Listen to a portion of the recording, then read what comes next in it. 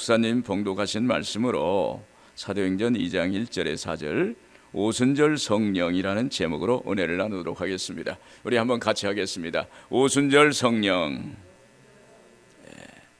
오순절 성령이 여러분들에게 넘치게 임하기를 바랍니다.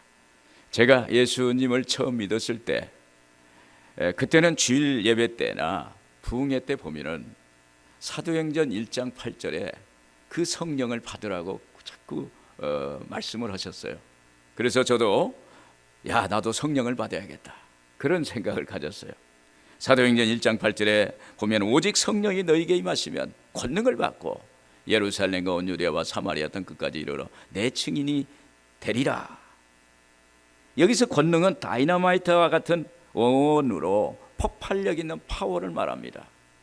너희가 권능을 바꾸면 다이너마이트보다 더 강력한 폭발력 있는 파워가, 영육간의 이러한 파워가 우리에게 주어진다는 것입니다. 그래서 저도 성령 받고 권능 받아서 공부도 잘하고 또 고시에도 합격하고 그것으로 예수님 가치관으로 세상에서 빛과 소금이 되어야겠다, 영향력 있는 삶을 살아야겠다라는 생각을 가졌어요.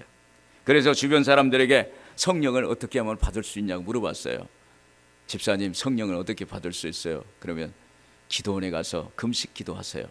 3일 금식하면 성령 받습니다. 그래서 기도원에 쫓아가가지고 기도했어요. 금식을 했습니다. 기도하는데 성령이 안 와요. 그래서 또 물어봤어요. 어떻게 하면 성령을 받느냐? 회개 기도하라. 그래서 또 회개 기도를 했어요. 예전에 잘못된 거, 허물, 또 거짓말한 거, 그런 것도 하나님께 회개를 하고 그런 기도를 했어요. 그러면서 찬송하고 사도행전 2장 1절에 4절 말씀을, 오늘 본 말씀을 읽고 그리고 성령을 달라고 기도했습니다. 산에 올라가서 주여, 주여도 한 번 하면 안 된다고 3번 하라고 그래서 주여, 주여, 주여 하고 3번 하고 막 하나님 성령 부어주세요. 성령의 불을 주세요. 성령을 부어주세요. 성령의 불을 내려주세요. 기도했더니 어느 순간에 몸이 막 뜨거워지면서 그러면서 혀가 말려서 또로로 말리는 거예요. 혀가 꽈배기처럼 말리듯이 이렇게 말리면서 입에서 이상한 말이 나와요. 랄랄랄랄랄랄랄라. 제 의지와 상관없이 랄랄랄랄랄랄라 막 그냥 그 방언이 나오기 시작했어요. 그 방언을 막 하다 보니까 내 심령에 그동안에 이렇게 뭉쳐있던 것, 또 마음에 이렇게 마무리되지 못하고 좀 거칠었던 것들이 다 튀어져 나가면서 그냥 마음이 시원하게 되는 거예요. 그래서 그때 이게 성령 받는 거구나, 이게 나도 성령 받았구나, 이제 나도 하나님 자녀 되었구나 하면서 확실한 믿음을 갖게 되었던 것입니다. 여러분, 무엇보다도 성령 받기를 마음에 소원하세요. 성령이 임하시면 가장 먼저 구원의 확신이 와요. 나는 예수 믿고 구원받았다, 나는 구원받은 사람이라는 구원의 확신이 마음속에 확 들어옵니다. 오늘 여러분들에게 오순절 성령이 임하시기를 주의 이름으로 축원합니다. 오늘 본문의 말씀에 예수님이 하늘로 승천하신 사건 이후 오순절날까지 열흘 동안 예수님의 제자들이 마가 요한의 다락방에서 모여서 거기에서 하나님의 말씀을 기다렸어요. 예수님이 승천하시면서 하시는 말씀이 너희는 몇 날이 못되어 성령으로 세례를 받으리라. 내게 들은 바 아버지 약속하신 것을 기다리라. 기다리면 아버지께서 약속하신, 하나님이 약속하신 성령을 너에게 부어주겠다는 그 말씀을 붙잡고 거기서 기도에 힘썼습니다. 그때 그들의 앉은 온 집에 그 120명이 있는 그곳에 성령이 임했는데 그곳에 하나님의 그 바람 같은 성령, 불 같은 성령이 그들에게 임하고 방언으로 말하기를 시작하는 역사가 나타나게 된 것입니다. 오늘 이 말씀으로 오순절 성령에 대해서 은혜를 나누도록 하겠습니다. 어떻게 하면 오순절날 성령 받을 수 있을까요? 약속하신 성령을 기다려야 하는 것입니다. 1장 4절 5절 우리 한번 같이 보겠습니다. 사도와 함께 모이사 그들에게 분부하여 이르시되 예루살렘을 떠나지 말고 내게서 들은 바 아버지께서 약속하신 것을 기다리라. 요한은 물로 세례를 베풀었으나 너희는 몇 날이 못 되어 성령으로 세례를 받으리라 하셨느니라. 부활하신 예수님께서 승천하시면서 제자들에게 말씀하시는 거예요. 너희는 예루살렘을 떠나지 말고 내게서 들은 바 아버지의 약속하신 것을 기다리라. 그리하면 몇 날이 못 되어 성령을 받으리라. 누가복음 24장 48절 49절에 보면 너희는 이 모든 일의 증인이라. 볼지어다 내가 내 아버지께서 약속하신 것을 너희에게 보내리니 너희는 위로부터 능력으로 입혀질 때까지 이 성에 머물라 하시니라. 이 성은 마가의 다락방이 있던 예루살렘입니다. 예루살렘은 예수님이 로마 병사들에게 붙잡혀서 십자가에 못 박혔던 곳입니다. 그런데 예수님은 이 예루살렘에 머물라라는 거예요. 예루살렘은 제자들에게는 예수님을 잃어버리고 그 아픔과 슬픔이 있는 곳입니다. 상처가 있는 곳입니다. 여러분, 여러분을 사랑했고 또 내 생명처럼 여겼던 분이 돌아가셨다. 어떨까요? 내가 정말 내 생명처럼 내가 존중하고 내가 귀중히 여겼던 사람이 이 세상을 떠났다면 우리의 마음이 어떨까요? 아마 그 귀중한 사람을 잃어버렸던 상실감과 그 슬픔과 아픔이 있을 것입니다. 그런데 예수님께서 승천하시면서 제자들에게 예루살렘을 떠나지 말라는 것입니다. 그 상처가 있고 아픔이 있는 그 슬픔이 있는 곳을 떠나지 말아라. 주님이 제자들에게 예수님을 떠나지 말라는 것은 어떻게 보면 예수님을 떠나지 말아라. 예수님은 말씀인데 말씀을 떠나지 말아라. 말씀을 붙잡아라. 할렐루야. 오늘 예수님의 말씀을 붙잡기를 주의 이름으로 축원을 드립니다. 예수님을 이런 장소에서 기다리라는 것은 예수님께서 회복시켜 주시겠다는 거예요. 예수님께서 약속을 성취시겠다는 말씀입니다. 또 이 마가의 다락방은 대제사장의 집에 가까이 있었습니다. 따라서 제자들에게 이곳은 예수님과 함께 있었다는 이유만으로도 죽음을 위협을 느낄 수 있는 그러한 장소예요. 그 장소를 떠나지 말아라는 거예요. 그런데 이해가 안 되잖아요. 예수님 때문에 죽을 수밖에 없고 예수님 따라다니는 사람이니까 그 바로 대제사장 집이 옆이니까는 잡혀서 감옥에도 갈고 어려움을 당할 수 있는데 왜 그것을 떠나지 말라고 했는가? 그것은 예수님께서 갈라디아서 2장 20절에 그 말씀입니다. 내가 그리스도와 함께 십자가에 못 박혔나니 그런즉 이제는 내가 사는 것이 아니요 오직 내 안에 그리스도께서 사시는 것이라. 할렐루야. 오늘 예수님의 십자가를 경험하라는 거예요.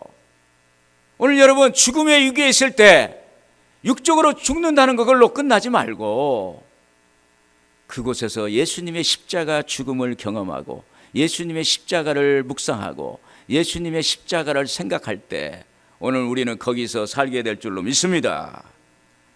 여러분 예수님의 말씀에 순종하면 죽게 될까요? 아니면 살게 될까요? 여러분 예수님 말씀을 순종하면 살게 되는 일이 생겨요. 예수님의 십자가는 우리의 살 길입니다. 히브리서 10장 19절에서 보면은 형제들아 우리가 예수의 피를 힘입어 성소에 들어갈 담력을 얻었나니 그 길은 우리를 위하여 휘장 가운데 열어놓으신 새로운 살 길이요 휘장은 곧 그의 육체니라. 여러분 예수님께서 십자가에서 우리의 살 길을 예비해 주셨어요. 그래서 오늘 예수님 말씀대로 가면 예수님 말씀대로 십자가 따라가면 우리에게 이미 예수님이 2000년 전에 그 십자가에서 영혼이 잘 되고 범사가 잘 되고 강건한 살 길을 예비하신 줄로 믿습니다. 그래서 오늘 우리는 그러한 살 길이 있는 것입니다. 다른 하나는 기약 없이 기다려야 한다는 시간의 공포입니다. 기약이 없이 기다린다는 건 두려움이요 공포입니다. 언제까지 기다려야 하는가? 언제까지? 또 어느 때까지 기다려야 하는가? 그를 모를 때 마음에 공포가 오고 두려움이 오는 것입니다. 예수님의 말씀에 약속의 말씀을 의지하지 못하고 기다리지 못해서 떠났을 상황도 우리가 생각할 수 있습니다. 그 당시 예수님의 승천을 본 증인은 최소 500명인데 그 중에 기다린 사람도 있고 떠난 사람도 있어요. 고린도전서 15장 6절에 보면 그 후에 500여 형제에게 일시에 보이셨나니 그 중에 지금까지 대다수는 살아있고 어떤 사람은 잠들었으며. 사도행전 1장 15절에 모인 무리수가 약 120명이나 되었더라. 예수님이 승천하시는 현장에 500명이 있었는데 그 380명은 어디로 간 것일까요? 아마 한편은 예수님의 승천한 그 기적을 보고 그 놀라운 광경을 보고 고향에 가서 그 소식을 전하려고 갔을 거예요. 또 어떤 사람은 유대교와 그리고 로마의 그 박해를 피해서 흩어져서 다른 곳으로 갔을지도 모릅니다. 그때 그 시간과 그 장소에서 제자들은 어떻게 했을까요? 이 120명의 제자들은 기다림의 시간을 택했습니다. 할렐루야. 여러분, 신앙생활에서 응답받고 영적 기적을 체험하는 것은 오직 하나님의 약속을 붙잡는 것입니다. 기다리고 붙잡을 때 역사가 나타나게 될 줄로 믿습니다.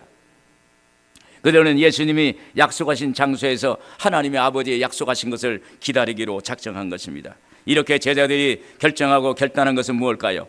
약속의 말씀을 믿었기 때문입니다. 사도행전 1장 8절에 그렇죠? 오직 성령이 너희에게 임하시면 권능을 받고 예루살렘과 온 유대와 사마리아 땅끝까지 이르러 내 증인이 되리라. 이 약속의 말씀이 믿어졌어요. 이 약속의 말씀이 마음속에 믿어지니까 그 말씀을 붙잡는 거예요. 오늘 여러분에게 이런 말씀이 믿어지고 그래서 붙잡기를 주의 이름으로 축원을 드립니다. 이 말씀이 그들에게 소망이 되었고 믿어졌습니다. 그래서 말씀을 묵상하고 암송하는 거예요. 그리고 기다릴 수 있었어요. 시편 40편 1절에 그랬습니다. 내가 야일을 기다리고 기다렸더니 귀를 기울이사 나의 부르짖음을 들으셨도다. 기다리고 기다렸더니, 기다림의 시간은 하나님이 역사하는 시간입니다. 인간의 시간은 크로노스입니다. 하나님의 시간은 카이로스입니다. 하나님이 일하는 시간입니다. 하나님의 때입니다. 그 하나님의 때 성령이 오시는 거예요. 할렐루야. 오늘 여러분 오순절 성령을 기다리는 여러분들 되기를 바랍니다. 오늘 다시 한번 재충만 받기를 주의 이름으로 축원을 드립니다. 또 어떻게 하면 오순절 성령을 받을 수 있을까요? 기도에 무릎을 꿇고 부르짖어야 합니다. 1절에 우리 같이 보겠습니다. 오순절 날이 이미 이르매 그들이 다 같이 한 곳에 모였더니.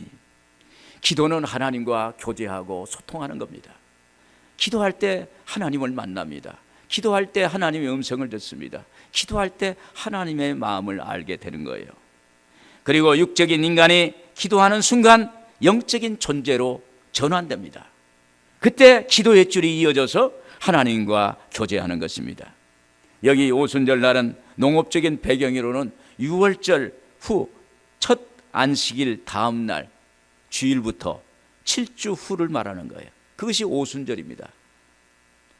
순이라는 건 열을 말하는데 77에 49, 50일째 되는 날이에요. 그래서 농업적인 배경으로는 6월절부터 시작해서 50일 되는 날 보리 추수를 기념하는 맥추절, 칠칠절이라고도 합니다. 그리고 역사적 배경으로는 이 오순절은 이스라엘이 광야의 생활을 청산하고 이제 하나님이 약속하신 가나안 땅에 들어간 그것을 기념하는 날이에요. 그리고 이제 하나님의 백성으로서 새로운 시작을 기념하는 것을 신호하는 날이에요.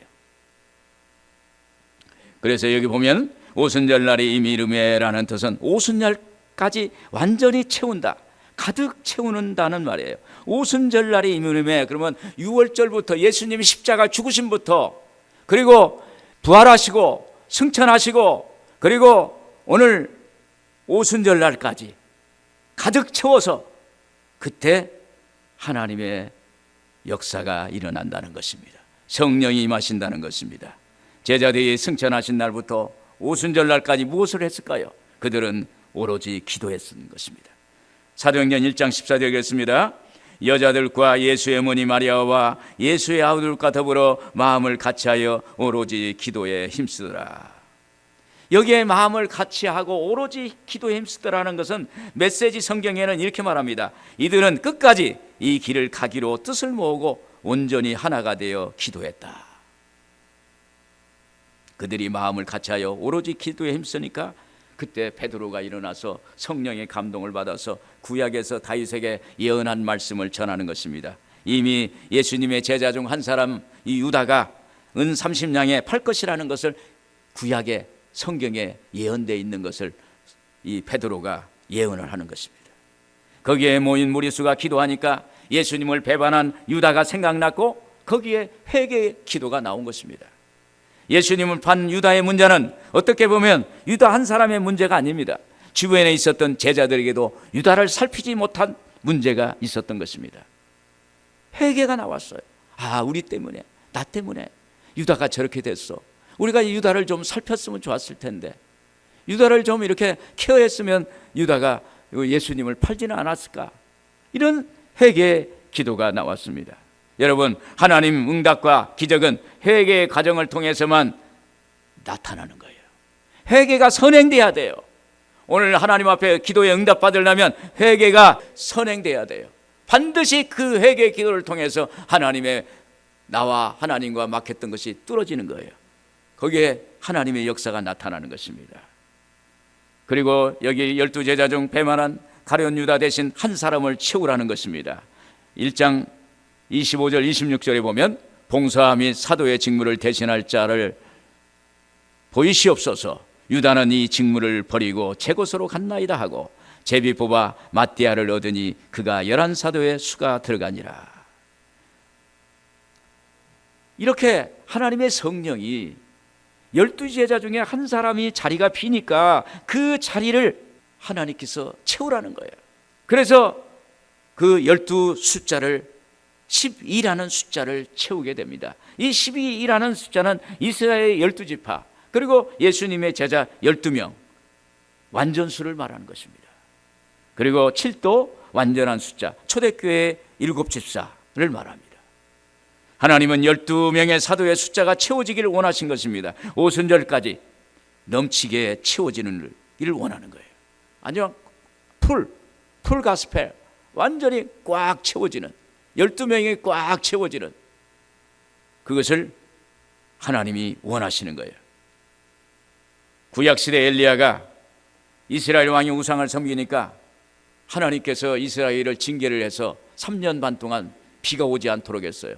여러분, 한 달만 비가 안 와도 그 땅이 피폐해지고 마르고 막 땅이 바닥이 갈라지고 어렵습니다. 그런데 3년 6개월 동안 비가 내리지 않았으니까 이스라엘 땅이 완전히 막 피폐되고 완전히 땅이 갈라지고 하늘에서 비가 내려오니까 먼지만 공중에 떠다니고 곡식은 없고 완전히 기근에 이스라엘 백성들이 살 수 없는 땅이 돼버린 거예요. 그런데도 이스라엘은 바알과 아세라를 섬기고 절하고 기도하는 것입니다. 이때 엘리야가 아방에게 나가서 그럽니다. 당신이 섬기는 바알이 진짜 하나님인지 내가 섬기는 야훼가 하나님인지 우리 갈멜산에서 기도할 때 불로 내리는 분이 하나님의 신이니 우리가 누가 진짜냐 누가 가짜냐 한번 가려보자 라고 해서 갈멜산에서 기도하자고 제안을 합니다. 그래서 이제 갈멜산에 기도로 대결을 합니다. 바알과 아세라를 섬기는 선지자들이 나가서 제단을 쌓고 거기에서 자기 식대로 아무리 소리를 치고 아무리 그 자기 몸에 자해를 하더라도 불이 내리지 않습니다. 그런데 이제 엘리야 차례가 들었어요. 저녁 소대 드릴 때 그때 엘리야가 갈멜산에 올라가서 제단에 단을 쌓고 거기에 제물을 거기에 올리고 도랑에 파서 거기에 물을 채우고 그리고 거기서 그런데 그 전에 뭘 했어요? 무너진 제단을 수축을 했어요. 단을 수축하는데 이스라엘의 12지파를 상징한 12돌이 있는데 거기에 돌이 무너져 있어요. 그래서 이 제단을 쌓기 전에 먼저 그 하나님께 올리는 제단 하나님 앞에 그 12돌을 채워서 넣었어요. 비어있는 돌을 거기에 집어넣습니다. 그리고 단을 만들었어요. 그리고 그 위에 나무를 올리고 거기에 제물을 올리고 그래서 엘리야가 부르짖는 거예요. 야훼여 불로 응답하옵소서. 야훼여 불로 응답하옵소서. 야훼여 불로 응답하옵소서. 하나님께 간절히 기도하니까 하늘에서 불이 떨어져 가지고 그 제단에 있는 제물과 그 장작과 도랑에 있는 물까지 불로 다 태우는 역사가 나타나게 된 것입니다. 이와 같이 하나님께서 무너진 제단을 수축해서 하나님께 제단을 드려야 돼요. 무너진 곳에서 아무리 드려도 아무 소용이 없어요. 하나님께 우리의 제단, 신앙의 제단, 믿음의 제단, 그걸 수축을 해서 거기서 다시 하나님께 쌓으면 하나님이 불로 역사하실 줄로 믿습니다. 사랑하는 여러분, 여러분의 신앙 가운데 무너진 곳이 무엇입니까? 말씀을 읽지 않고 계십니까? 요즘 기도하지 못하고 기도의 시간을 놓치고 있습니까? 그리고 기쁨과 감사가 없습니까? 오늘 우리는 신앙의 부족한 부분을 채워야 돼요. 우리가 기도해야 돼요. 그리고 하나님께 물어봐야 돼요. 하나님, 내가 이렇게 하나님 앞에 응답이 안 오고 내 삶이 이렇게 발전이 없고 향상이 없고 그리고 뭔가 시원치 않고 뭔가 항상 뒤에서 뭔가 나를 잡고 있는 것 같이 나를 이렇게 아무 일을 하지 못하도록 이렇게 하니 이건 뭡니까? 하나님께 물어봐야 돼요. 물어보면 하나님이 반드시 말씀해 주세요. 오늘 여러분, 나의 신앙에 무너진 곳이 어디에 있는가? 영적 분별력을 가지고 한번 하나님 앞에 바라보는 여러분들 되기를 주 이름으로 축원을 드립니다. 끝으로 하나님의 때에 성령이 바람같이 불같이 임했습니다. 2절 3절 보시면 같이 호련히 하늘로부터 급하고 강한 바람 같은 소리가 있어 그들이 앉은 온 집에 가득하며 마치 불의 혀처럼 갈라지는 것들이 그들에게 보여 각 사람 위에 하나씩 임하여 있더니, 구약 성경에는 하나님의 임재하심을 종종 바람으로 표현합니다.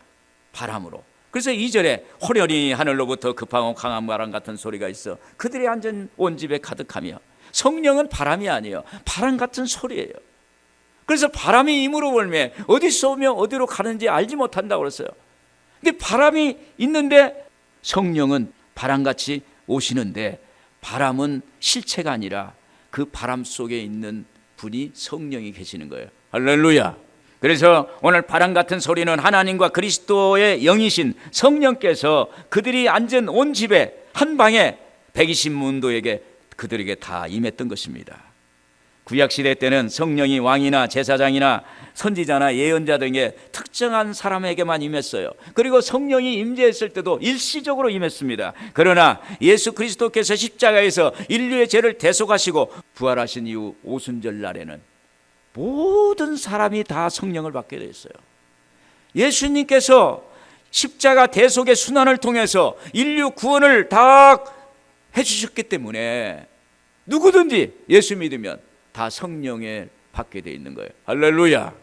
요엘서 선지자에게도 약속하신 것이 이루어진 것입니다. 요엘서 2장 28절에 그 후에 내가 내 영을 만민에게 부어주리니 너희 자녀들이 장래 일을 말할 것이며 너희 늙은이는 꿈을 꾸며 너희 젊은이는 이상을 볼 것이며 그랬습니다. 누구든지 성령을 받는다는 거예요. 누구든지 성령을 부어주신다는 거예요. 누구든지 오늘 성령으로 충만케 된다는 것입니다.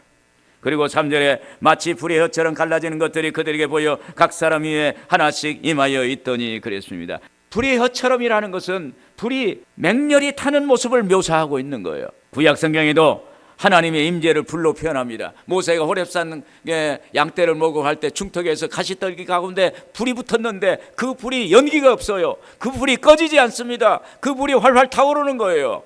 그때 불 속에 가까이 갈 때 그 불 속에서 소리가 나는 거예요. 모세야 모세야 가까이 오지 마라. 네가 선 것은 거룩한 곳이다. 거기서 불 가운데 하나님을 만나고 불 가운데 하나님 임재를 목격하고 그런 역사가 있게 된 것입니다. 그리고 삼손의 아버지 마노아에게도 마노아가 있을 때 거기에 불꽃 가운데 하나님의 사자가 나타나는 거예요. 그래서 하나님의 불은 하나님의 임재를 상징하는 것입니다.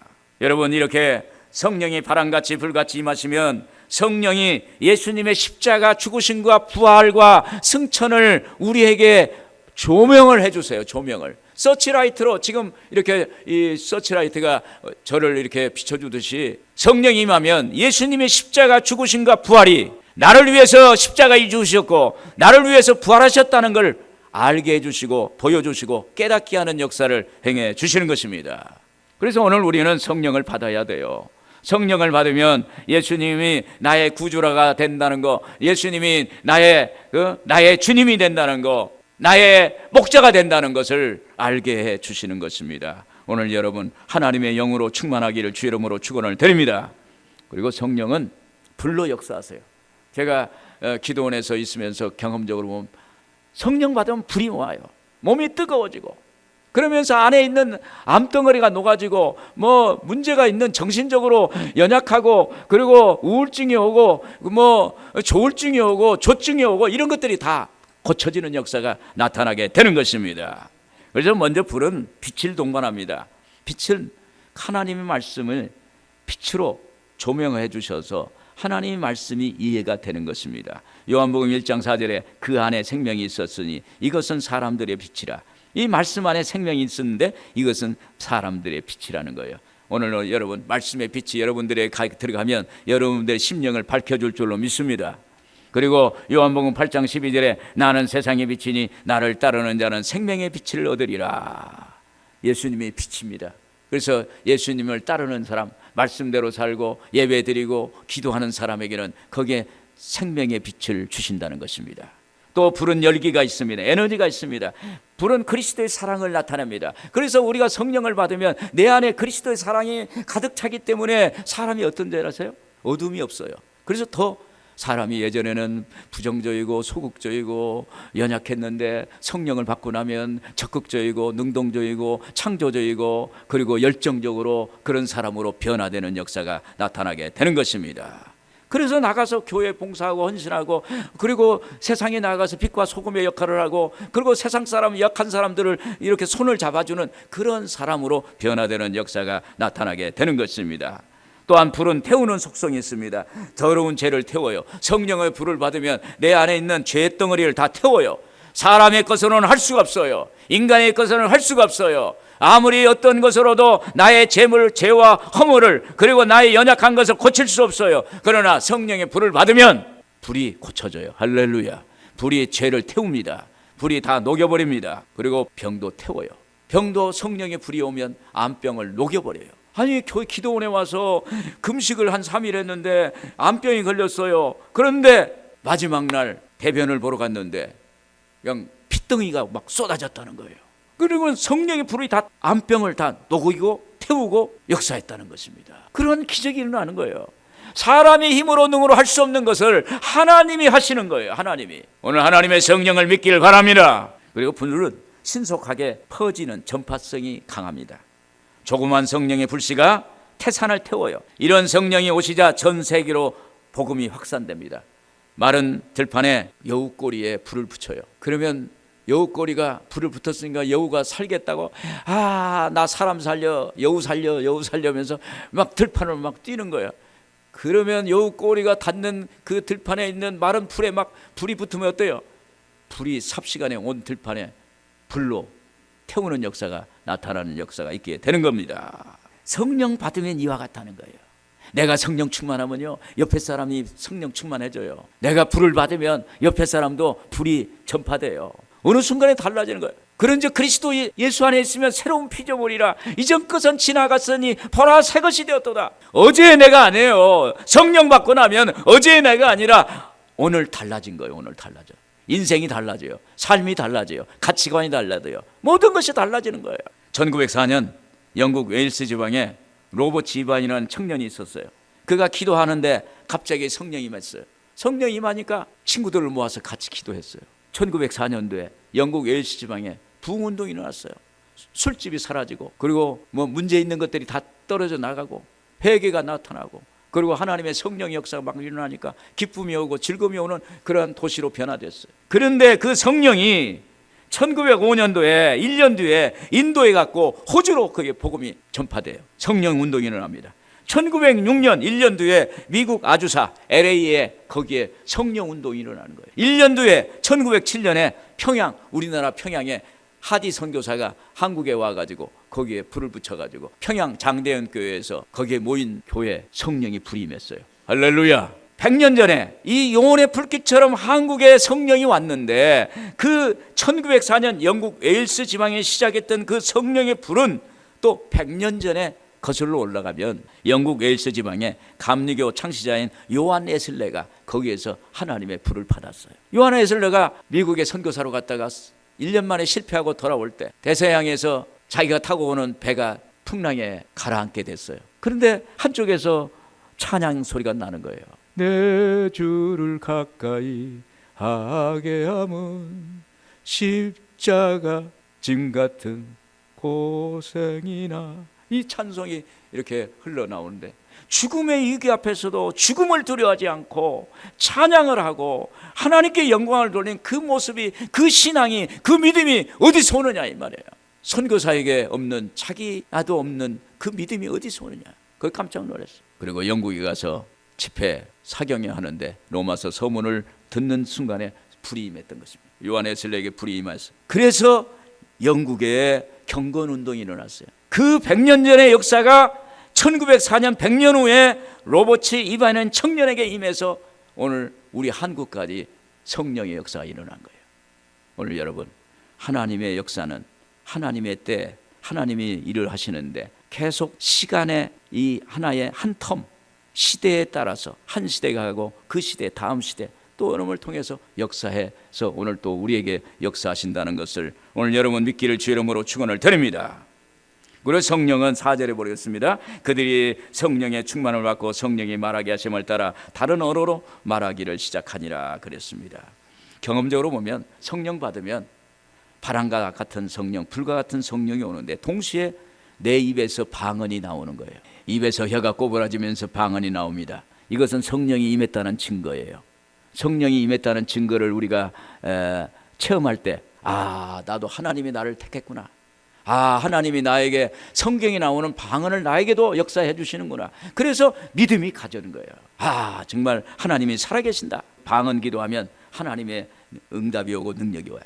어떤 집사님이, 여자 집사님이 길을 가는데 갑자기 마음에 막 불안이 오고 마음에 두려움이 와요. 그래서 골목으로 가가지고 거기서 기도를 했어요. 그러면서 방언을 막 기도했어요. 하나님께 입에서 나오는 방언으로 막 기도하고, 그러니까 마음이 시원해졌어요.